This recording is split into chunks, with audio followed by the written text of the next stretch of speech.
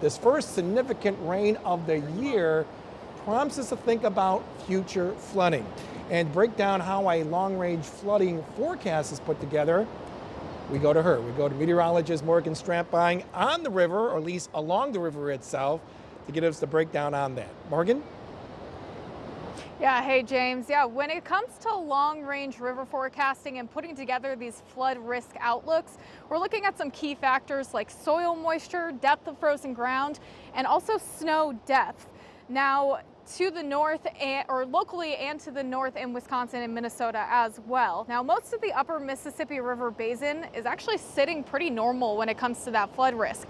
Closer to home, however, here in the Quad Cities, we actually have a slightly above normal risk of flooding, and that's likely due to that snowpack that we are seeing way off to the north in Minnesota and Wisconsin. Our smaller rivers, however, actually are sitting at a near normal flood risk when it comes to those rivers too.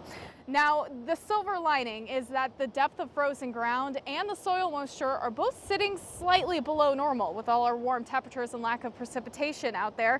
And so that means all that snow melt off to the north, as it does run down to the Quad Cities, a lot of the ground could be able to absorb all of that runoff and lessen the impacts there. Now, going forward, we are going to be looking at the rate of that snow melt, additional snowfall, as well as the heavy spring rains will all be those main factors that we will watch for with flooding and how severe it could be. John? All right, thank you, Morgan. The Climate Prediction Center has our area in an above normal chance for precipitation through April.